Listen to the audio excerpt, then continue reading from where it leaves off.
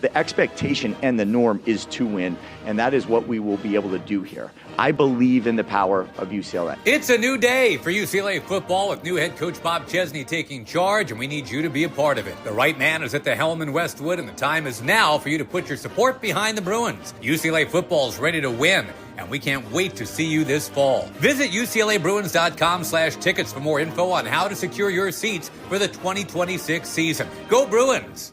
Good afternoon. Getting right down to business here. We're doing it live, doing more at 4 weekday afternoons, right after the Guy Benson Show at 3, and just before the 790 KBC News Blitz with Randy Wang at 5. Motec on Money, live on the air from 790 KBC, streaming live online worldwide at KBC.com, and your on-demand Motec on Money podcast, KBC.com, Apple iTunes, Spotify, YouTube, all your favorite podcast platforms. Historic day on Wall Street and indeed for the world as the U.S. and Israel attack Iran, wiping out Iran's leadership. Been watching a wild day on Wall Street, starting lower but ending the day mixed. There's an old saying on Wall Street, when the bullets fly, they say, or bombs or missiles fly, and that appears what investors did today. Tough announcement from the U.S. Central Command this afternoon saying a total of 6 American soldiers have now been killed amid the ongoing conflict with Iran after the bodies of 2 more service members were located. The CENTCOM statement said U.S. forces recently recovered the remains of 2 previously unaccounted-for service members from a facility that was struck during Iran's initial attacks in the region. Israel hacked into Tehran's extensive traffic camera network in order to track the bodyguards of Iranian Supreme Leader Ali Khamenei and other top Iranian officials, according to the Financial Times. Iran's cameras are believed to be part of the state's surveillance apparatus that allows them to identify and pursue protesters and regime opponents, but the Mossad, the Israeli intelligence service, was able to use them against the regime. We'll talk about that and all the major developments over the weekend and currently with Dan Raviv, Middle East expert, former network news correspondent, and author of books about the Israeli intelligence service, including his latest Target Iran. He's also host of the Mossad Files podcast. Also later this hour, Rabbi Abraham Cooper, Associate Dean and Director of Global Social Action for the Simon Wiesenthal Center, will be joining me live later this hour. Oil prices surged in all this after U.S. and Israeli strikes on Iran showed signs of sparking a widening conflict across the Middle East. We did see the price of oil right now move higher. It's at around $70.78 a barrel in New York. The price of gold spiked today, right now hovering at around $5,357 an ounce. Silver also got a pop, now above $90 an ounce. The Dow came in for a closing loss of 73 points today. The S&P 500 managed a closing gain of 3 points, and the NASDAQ gained 81 points. U.S. Treasury yields pushed a bit higher with the yield on the 10-year note moving to 4.03% here at the moment. Defense stocks rallied today after the U.S.-Israeli strikes on Iran. Most notably, shares of Lockheed Martin moved higher, Northrop Grumman, both with large presence here in the Southern California area.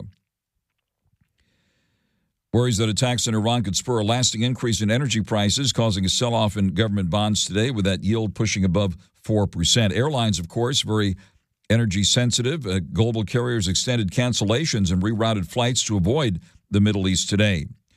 Joining us live now, top-ranked money manager Ken Winans, President and Chief Investment Officer at Winans Investments at winansinvestments.com. Ken Winans, also a market historian, author of numerous books. His latest is Investment Atlas 3, also Forbes magazine contributor. He has his crypto credentials, too, and we saw cryptos move nicely higher today for a change. Ken Winans also hosts the Winning with Winans podcast and also heard in the Las Vegas area. And, of course, the Winans Wealth Minute features right here on 790 KBC. Ken Winans, thank you very much for taking the call live with us here this afternoon. Well, Frank, the audience might not know, but you and I are texting each other all the time. And when this came out on Saturday night, I think I sent you a late night text, and certainly all day yesterday we were having the same communication. You know, one of the benefits of being in our industries as long as we have been is that we've witnessed a lot of geopolitical events. I'm old enough to remember when the embassy hostages were taken in Iran. And certainly for those that might remember the 1987 crash, I remember distinctly during that same week, we took out offshore oil terminals that belonged to Iran because they were firing missiles at our tankers. So when people say this is a sudden situation or a sudden buildup, it's certainly not the case. This has been going on for very, very long time, not to mention certainly the casualties we had in Iraq and Afghanistan, and many of them were munitions made in Iran. So again, we're not surprised by any of this. But I would say that we have had several things that I think investors need to think about. You and I have been talking about it for pretty much really since the beginning of this year, that what went up last year might not be what leads this year. And I think this is going to be very much par for the course. And let me give you a comparison, Frank. We've been focusing so much on AI and this change in technology. You just rattled off several of the big high-tech military companies. I would argue that the drone technologies have had the same effect in military as AI has had in technology. And there's a lot of companies that most people probably don't even know the name of, but those drones that have been flying around, coming out of the U.S. arsenal, are made by these companies. So I do think this is a pivotal time for investors to make some changes that I think are going to go on for a good part of this year and probably next. On there live with top-ranked money manager Ken Winans, and it was a nervous night. Futures pointed sharply lower. Then we saw the opening today started lower, but ended the day mixed. A lot of emotion in this market here. Ken, going back to all of the events that you've tracked in your great books over the years, Investment Atlas 1, 2, and 3. Obviously, people think about what happened with the Persian Gulf War, the first one, and then the second one. What history lessons can we learn in this situation here? Frank, I say this, and I only say this, that it's an economic equation. It's not it's not an ethical decision. Unfortunately, wars do create profits. Certainly this government spends a lot of money on military campaigns. When you go back and look at Iraq and Afghanistan, that cost this country nearly possibly $9 trillion, depending on how you want to add it up. So it is very costly, but that money goes to companies that make armaments. And so you're going to see a very similar situation here to a point. And, I don't think we're going to get into personally speaking, I don't think we're going to get into a long, protracted, endless Vietnam style or Iraq style war. But again, the munitions that we're using, we'll have to replenish our stockpile and certainly replenish the stockpile of our allies. So again, I think that these new AI type of military stocks are musts that people need to think about in their portfolios. Oil very much in focus today with the closing of the Strait of Hormuz, which certainly is an epic development. A lot of nervousness in the energy markets today. We saw oil move around $71 a barrel in New York, even higher in London, which is the global benchmark, the Brent crude number. What about oil and all this? I think you're also going to have to throw natural gas in there because those LNG terminals in the Middle East have all been shut down as well. It's interesting for us now that we are back to fracking and back to doing or expanding offshore drilling. Having oil break past 70 was an important point for those companies that are developing those assets. I think that you're going to find that it will not have the same effect that it did in the past or in past wars, because again, we are a dominant player now. The other big thing that came out of the tragedy of this mess, is that we are now more in alignment with Canada and Mexico, especially when I think it comes to petroleum or so certainly anything in Canada. I think we're just going to find we will be okay in this country. Now, that doesn't change the fact that you're probably going to see some temporary pain at the pump, but we're just not going to have the same situation flare out of control that we did during the Arab oil embargoes or any of these other situations. It's a different world from that standpoint. But Frank, on that note, of the physical commodities that I'm tracking, one thing that I'm noticing very clearly is that the agricultural commodities at large are moving north. It's very unusual to have it happen this early in the growing season. I mean, we're not even into spring yet.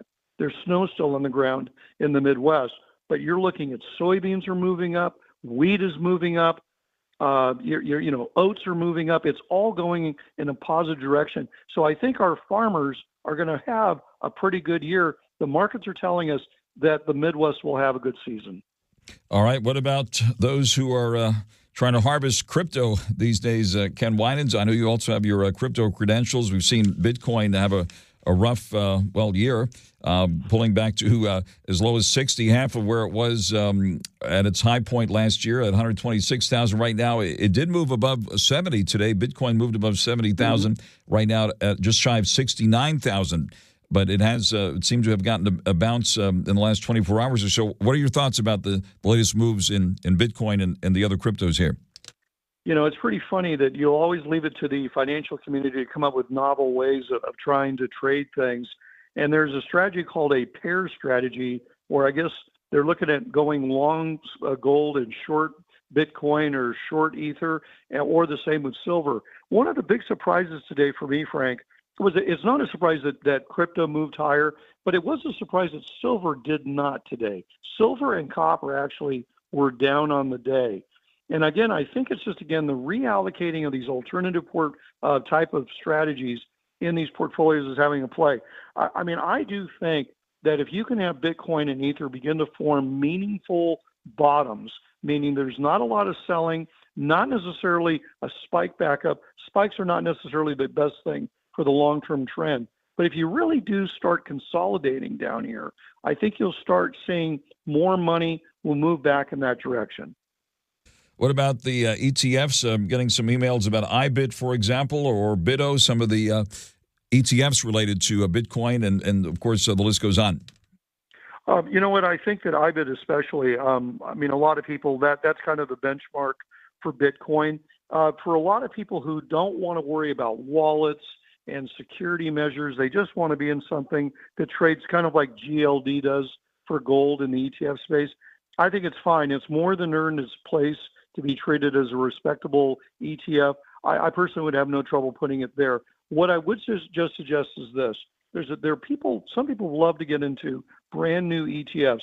I strongly advise you to track them very closely for 90 to 120 days and see if they track well against what they're supposed to be invested in. Because I do find a lot of times things wander off in strange directions when you're still trying to figure out what they're meant to be. But I do think that's one way to certainly play it. All right. We've seen mortgage rates come down. You have your own real estate index, so you track this very closely. The yield in the 10-year note got below 4%, and now it's back above 4%, and that had brought down mortgage rates recently. What's your reaction to what's happened in the Treasury markets today and the reaction that we've seen in the bond market? Well, I'll tell you what, it's kind of interesting when we start talking about housing and mortgage rates, because one thing that I think we are finding is that as things seem to calm down, people are getting used to the idea that mortgages are where they're going to be. But Frank, the way that I look at housing, and you're right, I do have my own housing index where I track, U.S. housing in the aggregate. But I'm looking at the real estate stocks, and there's 38 of them that I track. And these are old line companies. They've been around a long time. And that group is up 8% on the year to date, 2026. That is not the sign of a housing market getting ready to cave in and die. That looks to me like a housing market that's teeing up. And I think, again, I'm talking about, everything from home builders, material companies, logistic companies. In my case, I also throw in some of the furniture makers because they make furniture specifically for houses or for offices. I think the picture is going to be pretty darn good as we go through the spring season now. The one caveat with that is that, again, real estate is still very territorial, very geographical. I know that in Las Vegas, things seem to be going very well here. People are moving forward. We still have the same affordability problem as the rest of the country, but it's for different reasons. It's really because of shortages. California, as we know, has a whole different set of issues. So I just think that there's a lot of green shoots coming out on this economy in places that have been dead for years, and real estate's one of those areas. Now they're live with top-ranked money manager Ken Winans at winansinvestments.com. And Ken, the airlines took a hit today as fuel prices rose, and of course travel was disrupted due to the military action in the Middle East. And God bless our service people. You yourself are a veteran, so thank you for your service to the United States. And what a weekend it was. And looks like this is going to be ongoing for weeks, if not longer. What about the impact on the airlines and travel? And you're right there in Vegas right now. What are they saying about the potential impact of all this? Most people I talk to you about, especially on the airline space, the effect of the airlines, especially, were on more the international carriers than they were the domestic carriers. Again, you look at things like, some of the companies like Southwest or certainly any of the other domestic guys, they just don't seem to be affected by the geopolitical things. What I think they see coming, though, and I'm seeing it especially in Las Vegas, Frank, I was out again this weekend, and if the places I went to were packed, and guess who it was packed with? Canadians. So again, whatever problems there were before, now that we have hockey season back, we're kind of back to being friendly cousins again, and it's working. So I don't think it's going to have a long-term effect there. But what I would say is this. If you get into a situation where there are parts shortages, where there's certain parts for certain planes or certain aerospace components, and you need the difference between the military and the civilian sectors, right now the military is going to win out. That would be my only concern if you start getting delays in new jets and that you find there's shortages with the airlines. That kind of thing worries me more than the oil situation.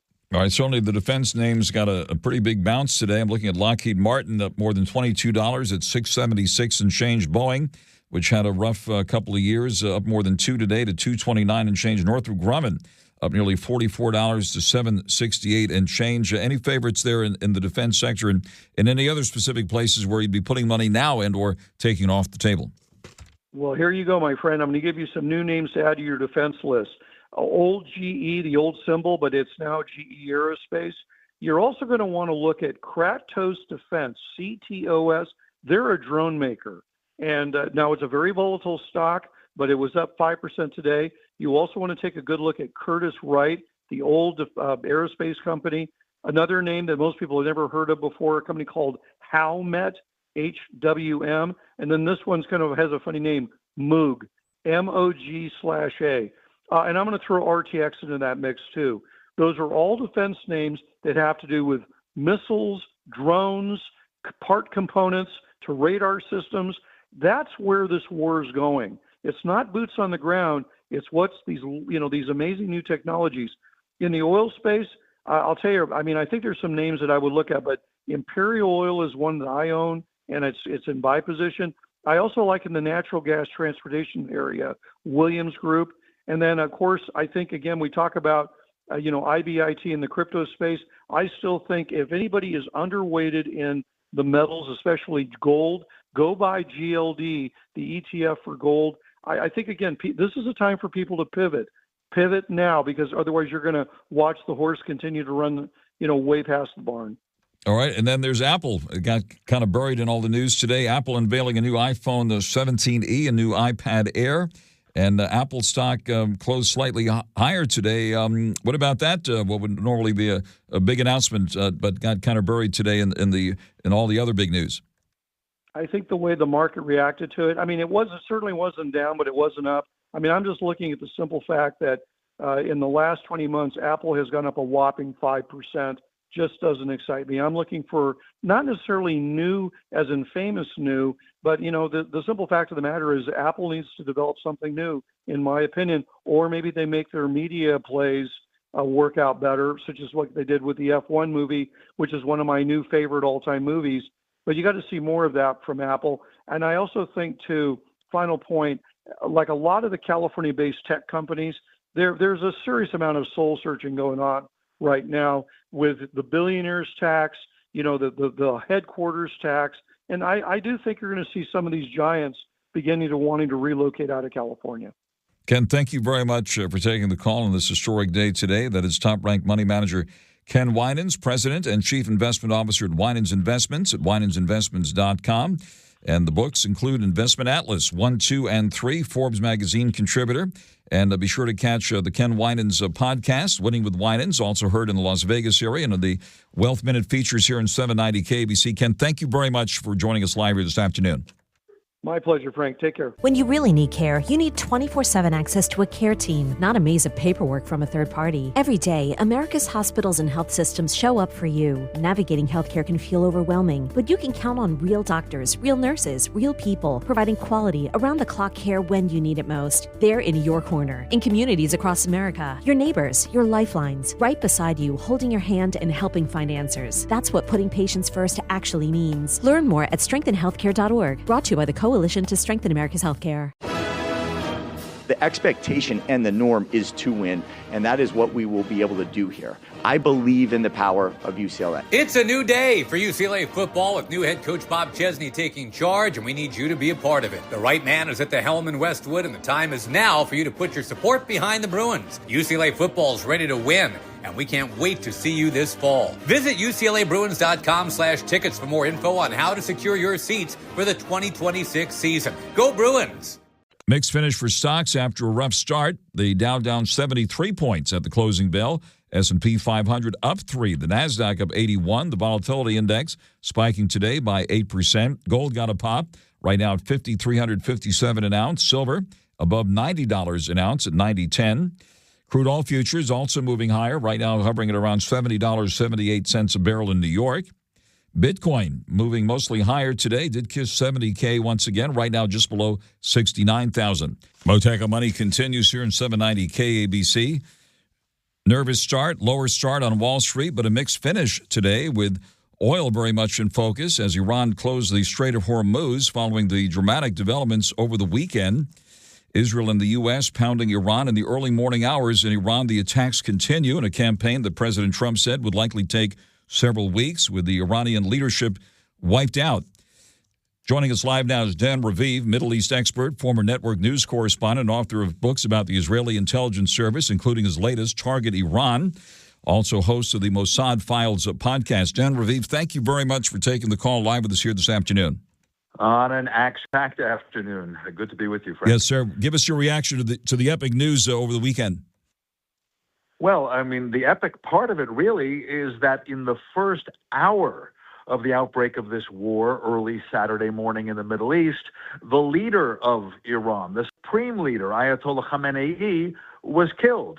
It turns out that U.S. intelligence found out that he was going to be at a meeting with senior Iranian leaders working very closely with Israel. The Israelis were told by the Americans, and it was Israel's Air Force, according to both U.S. and Israeli officials, Israel's Air Force that dropped heavy bombs on the leadership neighborhood of Tehran. It took quite a few hours for the Iranians to confirm that their supreme leader, a man in his 80s who had been in charge as a dictator in Iran for more than 35 years, was dead. Now, that was big, of course, but Iran didn't give up the war. They've been retaliating. They've not just been hitting Israel, but Frank, I know you noticed that the Iranians have been firing missiles and drones at half a dozen Arab countries in the Gulf. It's difficult to know just what they're up to, hitting Saudi Arabia, even Qatar, which had been the mediator in talks between the U.S. and Iran, are trying to make the Arabs angry or trying to pressure the Arabs to beg President Trump to call off this war. It's a very odd retaliation by the Iranians. What do you think will happen? Will the Saudis attack Iran? Will these other countries that have been hit by Iranian missiles attack Iran as well? Yeah, it looks like kind of as a matter of pride that those Gulf Arab nations feel they do have to hit Iran. The governments want to tell their people that we did something after we were attacked. Qatar has indicated it would. I think you're right about Saudi Arabia. Now, I don't think that's the meaningful part because it is the Israelis who have up to 200 warplanes constantly circling. They're calling it an aviation train going from Israel about 1,000 miles to Iran, and they just dominate the skies with the U.S. Total cooperation with the U.S. A Pentagon official revealed that U.S. planes, the big tanker planes, are refueling the Israeli Air Force planes. So a remarkable cooperation. We've never seen anything like this. On the air live with Middle East expert Dan Raviv. And Dan, since you're an expert on the Israeli intelligence service, one report that did get my attention, I mentioned it earlier here, is that reportedly Israel hacked into Tehran's extensive traffic camera network in order to track the bodyguards of the supreme leader, who is now dead, and other top Iranian officials also now dead, according to the Financial Times. The camera is believed to be part of Iran's surveillance apparatus that allows them to identify and pursue protesters and regime opponents. But it appears the Mossad was able to use them against the Iranian leadership. What do you know about that part of the story? Yeah, you've put that very well, and I have to say I did not personally get that detail involving the traffic lights in Iran and the traffic cameras, but totally makes sense. I would say the Israeli specialty is tracking where everybody's moving. They could do it that way. They could do it by tracking the mobile phones of both the government officials and their bodyguards. I mean, that did leak out after last June's 12-day war, that all the phones were hacked into by the Israelis. So they have a remarkable lead when it comes to intelligence, having penetrated Iran. But Frank, let's be very serious about war once it breaks out, right? A war, the Israelis and the U.S. can start it together. Secretary of State Rubio said in the past couple of hours on Capitol Hill that the U.S. felt it had to act because war was going to erupt between Israel and Iran. But how do you end the war? How long will it last? President Trump indicated 4 weeks or more. We don't know if the U.S. and Israel will, run out of missiles, or will the Iranians, run out of missiles. It could be a mathematical game at some point. And it is to be noted, the war really started October 7th, 2023, when Hamas attacked Israel in that horrific attack. And the very next day, as we discussed here, I believe, on this program, the very next day, the Wall Street Journal laid out in great detail how Iran had supported that horrific attack on Israel, right? Yeah, that's a widespread belief, indeed, that Iran was financing and supplying arms to Hamas in Gaza, of course, for decades to Hezbollah in Lebanon, and trying to cause a ring of fire around Israel to bring down the Jewish state of Israel itself. Now, according to Prime Minister Benjamin Netanyahu, Israel is winning a comeback war, right? October 7th was terrible for the Israelis with the kidnappings of the hostages and all those deaths in Israel. But this comeback against the Hezbollah in Lebanon, now against Iran directly, and here's a political fallout for you. Netanyahu faces an election in Israel that must be held by October. He could call it even earlier. And so that's all part of the picture. Netanyahu may have honest reasons to try to eliminate the Iranian nuclear and missile threats right now. But we all know there's an election this year. And President Trump is aware there are midterm elections in the U.S. as well. A lot of political risks when leaders go to war. On the air live with Middle East expert Dan Raviv. And Dan, Israel is coming to attack in all this over the weekend, also from Lebanon, right? And I believe Israel retaliated against Hezbollah targets in Lebanon. What about on that front? Yeah, I would say that last night what Hezbollah did from Lebanon was minor. It was not big, but Israel immediately wanted to show the Shiite Muslim party, the Hezbollah of Lebanon, that that's not acceptable. And so Israel's Air Force has been pounding, not for the first time, but really hard, the neighborhood of southern Beirut, where the leaders of Hezbollah are located. It's a big lesson. The Israelis are also hoping that Lebanon's government will crack down on Hezbollah. That's a hope that the U.S. and Israel has had for years. So that's almost a sideshow, though it would be very bad for Israel if Hezbollah did fire thousands of rockets from the north into Israel. I would say that Israel right now is focused, of course, mostly on Tehran, even these overnight hours. I mean, right now in Israel, it's 2:44 in the morning, even later in the overnight in Tehran, and there have been exchanges of missiles even in the past 90 minutes. And the U.S. aircraft carriers have been strategically positioned. One appears to be shielding Haifa and the rest of Israel. The other, of course, the Spear involved in all of this. So what about the military movements that you're tracking?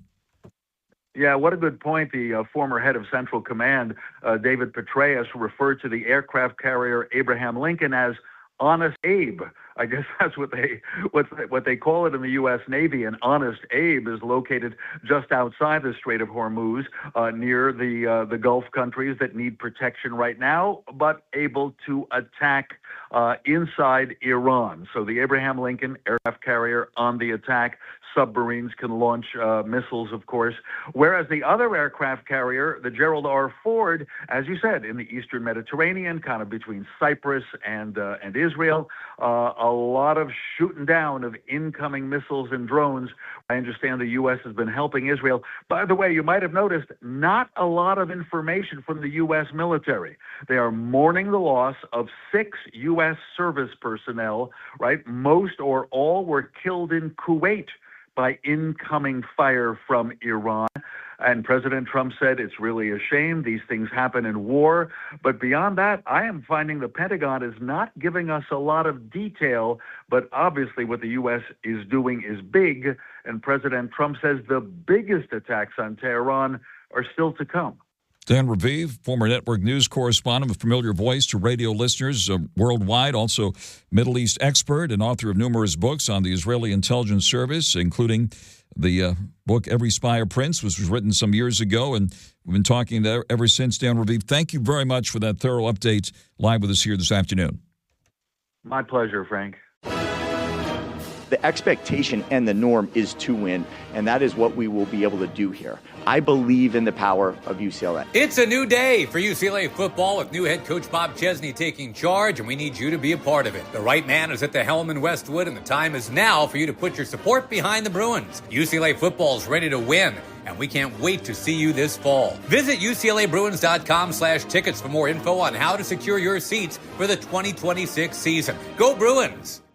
Moteca Money continues, 790 KABC. Huge celebrations on the streets of Los Angeles, in Westwood, Little Tehran, and other places around the world with large Persian immigrant populations who fled the Iranian Revolution in 1979. In a dramatic attack over the weekend, the U.S. and Israeli militaries wiped out Iran's supreme leader and dozens of other top Iranian leaders, including a former Iranian president who called for Israel to be wiped off the map.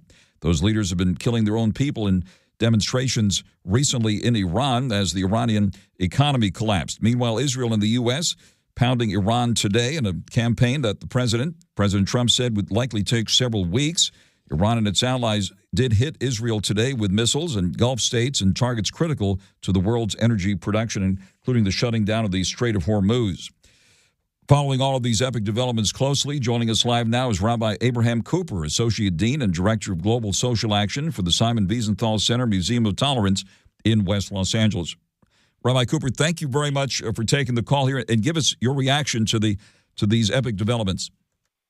Well, first, just on a personal level, of course, the Wiesenthal Center opened in 1977, and shortly thereafter, thousands of refugees came in from Iran to Los Angeles. They've done so much for our community, the Jewish community, and generally. And of course, always dear to their hearts is when could they get rid of that horrible regime. Reza Pahlavi has spoken twice at the museum. So we feel very deeply their pain over these years and now their hope. And they have to, of course, listen very carefully because it's still not safe for them to go out in the street and throw the bums out, if you will, because you still have a very powerful, embedded, about 1 million people associated with this mafia type of regime. And while they've been maybe decapitated at the top, there's still a lot more to be done. And the battle of missiles and drones is quite devastating. It's also hit. I'm on the phone with my own grandkids and kids in Jerusalem and elsewhere. We don't really understand the power of one of those missiles hitting. It can take out it can take out 4 or 5 high-rise buildings in one area. So the devastation is not over, and not for Israelis. And of course, one of the weirdest decisions of all was the Iranians promising their neighbors in the UAE and the rest that they wouldn't hit them. After all, they were friends, and they have now attacked them quite zealously, even Qatar. And just before we started to speak, the U.S. Embassy in Riyadh announced that they had absorbed 2 drone attacks. There might be a third one coming. So it's a very powerful and incredible start, quite a partnership between the U.S. and Israel, but it will take quite some time, and unfortunately will be more casualties.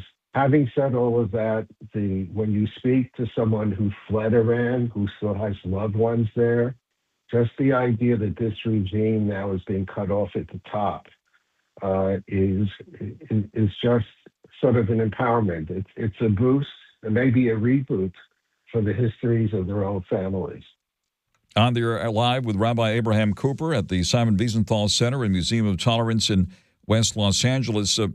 What's your reaction to the death of Khomeini and, of course, the former president Ahmadinejad, who over the years, I remember your comments. You've dedicated your life against anti-Semitism, and this is the guy that wanted to see Israel wiped off the map. What's your reaction to these to the wiping out of that group? Well, right. With Ahmadinejad, I was in Geneva with Elie Wiesel of blessed memory at the UN, and I won't repeat the kinds of vile language used by his entourage when they saw and recognized Wiesel. Tonight, the Jewish people start the holiday of Purim, talking about the first time someone in Persia wanted to destroy all the Jews, Haman. What's our reaction to the getting rid of this regime? It's the right time of year. It is a cause for hope and celebration, but we're now talking about a regime that has produced tens of thousands of ballistic missiles and who knows how many drones in order to really end this so we can turn it over to the people to write their new chapter in Iran. You have to really destroy not just the head of the snake, but the entire group. And also, let's remember that Hezbollah just joined that war against Israel again a few hours ago. So unfortunately, there's a lot more battles ahead, if you will, most of it high tech. But we hope and pray for the day that we can, when we talk about Ahmadinejad or Khomeini, we can put them into the same garbage dump as we do with Haman. And indeed, this war has been going on since October 7th, 2023, right, when Hamas attacked Israel. And the very next day, as we noted on this program, the Wall Street Journal on the front page spelled out Iran's fingerprints all over it. And now, as you mentioned, Hezbollah attacking Israel as well. And unfortunately, there have been some casualties in Israel with these attacks continuing. So for Israelis, this is their goal here is to put a closure on October 7th, 2023, which means the total defeat of the Iranian regime and everything it stands for, and all of their lackeys, Hezbollah, Hamas, the Houthis. It's a very tall order, but as we see from the sheer numbers that the Iranians still have of just missiles, forget the nuclear threat, which are trying to rebuild. President Trump and Bibi Netanyahu were right to move now. 6 months from now, who knows what would be, a year or more. Nobody wants to go to war, but for Israel, Iran has always been an existential threat. And the regime, by virtue of the fact they're now shooting at their Arab neighbors, probably at the demand of the late Ayatollah, shows you we're not dealing with rational people.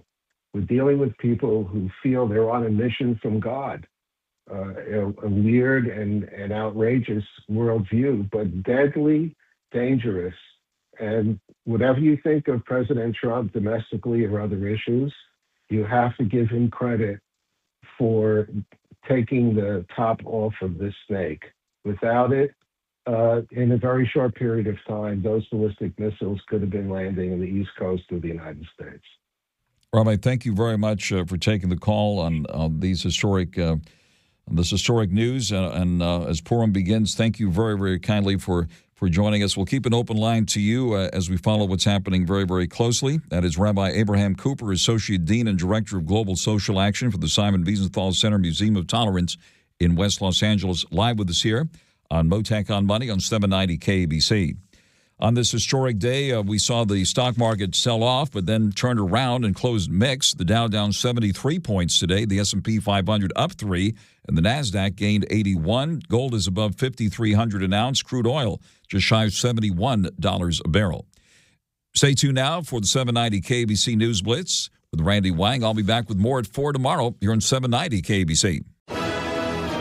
The expectation and the norm is to win, and that is what we will be able to do here. I believe in the power of UCLA. It's a new day for UCLA football with new head coach Bob Chesney taking charge, and we need you to be a part of it. The right man is at the helm in Westwood, and the time is now for you to put your support behind the Bruins. UCLA football is ready to win, and we can't wait to see you this fall. Visit UCLABruins.com/tickets for more info on how to secure your seats for the 2026 season. Go Bruins!